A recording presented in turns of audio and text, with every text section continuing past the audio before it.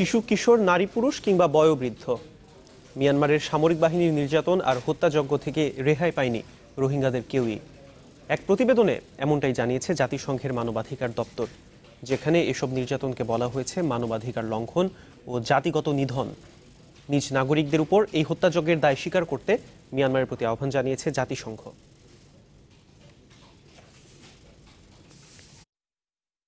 রাখাইনে রোহিঙ্গাদের উপর এই বর্বরতা চলছে গেল অক্টোবর থেকে।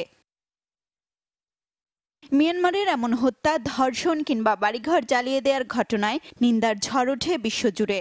খোদ সেনাবাহিনী, পুলিশ আর সীমান্তরক্ষী বিজিপি বাহিনীর পাশাপাশি স্থানীয় কট্টরপন্থী বৌদ্ধরা অংশ নেন রোহিঙ্গা নির্যাতনে। রাষ্ট্রীয় পৃষ্ঠপোষকতায় এমন নিপীড়নে প্রাণ যায় শতাধিক রোহিঙ্গার। ঘরবাড়ি ছেড়ে বাংলাদেশে আশ্রয় নেয় অন্তত ৬৯,০০০। কমাস ধরেই রোহিঙ্গা নিপীড়নের ঘটনা তদন্ত করছে জাতিসংঘ। শুক্রবার রোহিঙ্গা নিপীড়নের ঘটনায় ৪৩ পৃষ্ঠার প্রতিবেদন প্রকাশ করে জাতিসংঘের মানবাধিকার বিষয়ক দপ্তর। গেল মাসে কক্সবাজারে ২ শতাধিক রোহিঙ্গার সাক্ষাৎকার নেয় সংস্থাটি, যাতে বিচার বহির্ভূত হত্যাকাণ্ড, নির্বিচার গুলি, গণহত্যা, ধর্ষণের মতো ১২টি নির্যাতনের অভিযোগের সত্যতা মিলেছে।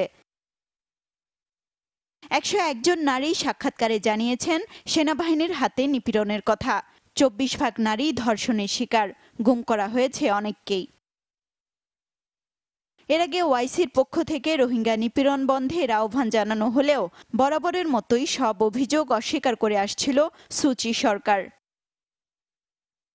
শুক্রবার প্রকাশিত প্রতিবেদনে রোহিঙ্গাদের উপর নির্যাতন বন্ধে আন্তর্জাতিক সম্প্রদায়কে এগিয়ে আসার আহ্বান জানিয়েছেন মানবাধিকার দপ্তরের প্রধান। সংস্থাটি বলছে, অমানসিক এই নিপীড়নের দায় এড়াতে পারে না মিয়ানমার।